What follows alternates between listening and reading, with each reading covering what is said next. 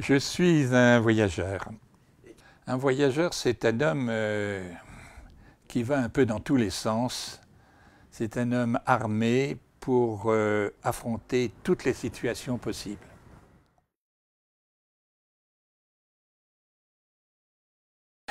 C'est-à-dire que je ne voudrais pas que dans ma ville on m'appelle Polycarpe. J'ai pris ce surnom, ce pseudonyme de Polycarpe parce que au IIe siècle, Saint Polycarpe, qui était un disciple de Saint Jean et qui avait une cour de disciples, avait sur ses genoux un petit enfant très attentif qui s'appelait Irénée. Et Irénée, c'est mon prénom.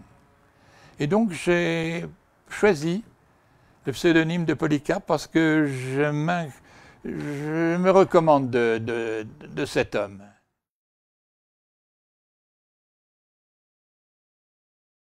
Le journal de marche, c'est un ensemble de petits papiers que j'avais dans les poches.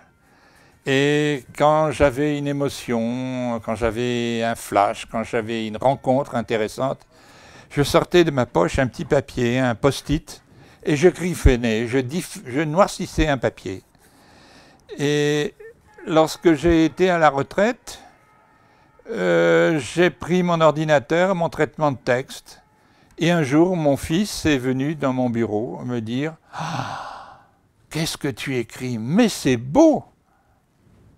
Il faut éditer. » Je dis « Je ne vais pas éditer parce que ça coûte trop cher. » « Mais je connais un éditeur, c'est gratuit. » J'ai téléphoné, j'ai envoyé mon manuscrit. 15 jours après, on me dit « C'est bien, corrigé un petit peu, etc. » Et on m'a édité. Et voilà comment je suis édité chez Edilivre.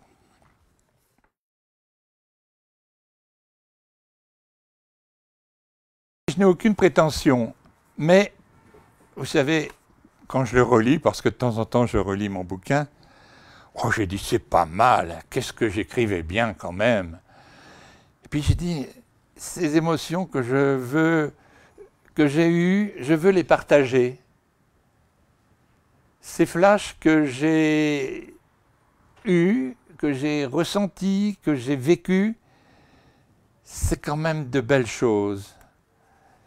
Et puis, vous savez, quand on finit par faire le tour du monde comme ça rapidement, on voudrait partager avec les gens.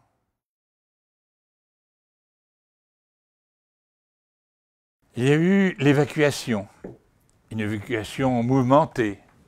On a été bombardés, mitraillés, on a eu tous les moyens de transport possibles.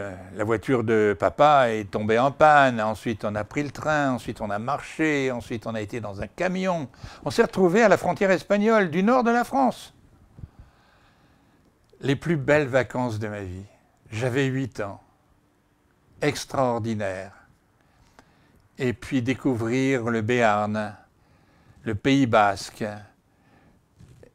les gens parlant avec un accent différent. Quand je suis rentré au bout de quelques mois, je parlais avec l'accent de là-bas, sans m'en rendre compte.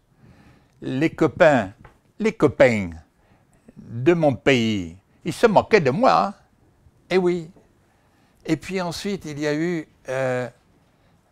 les Allemands. Alors, je faisais ma résistance. On recevait des tracts par avion. On les lisait, on chantait les chansonnettes des chansonniers qui nous les avaient écrites.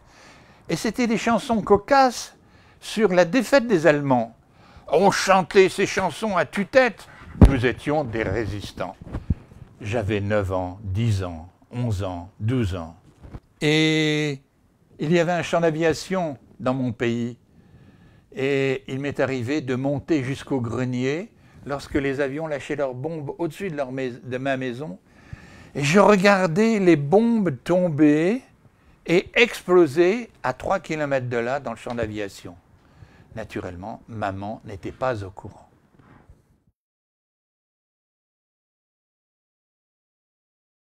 Le voyage, c'est la réalisation du rêve.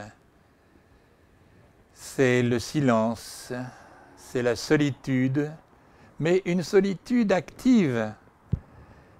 Et le voyage, c'est la profondeur, c'est connaître des gens,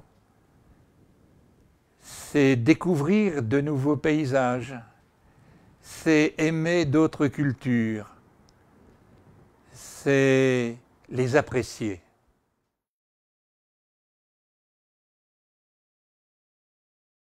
Non, je vais être simple, je ne vais pas... J'écris beaucoup, j'écris même tous les jours.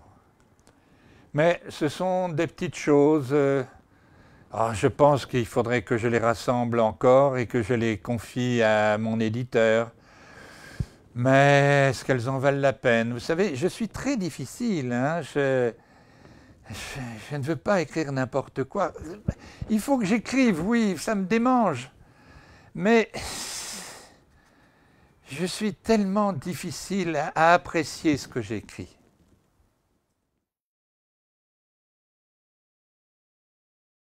Il y a des choses qui sont merveilleuses. Je ne sais pas comment j'ai écrit ces choses-là. J'aimerais tellement que mes lecteurs les apprécient.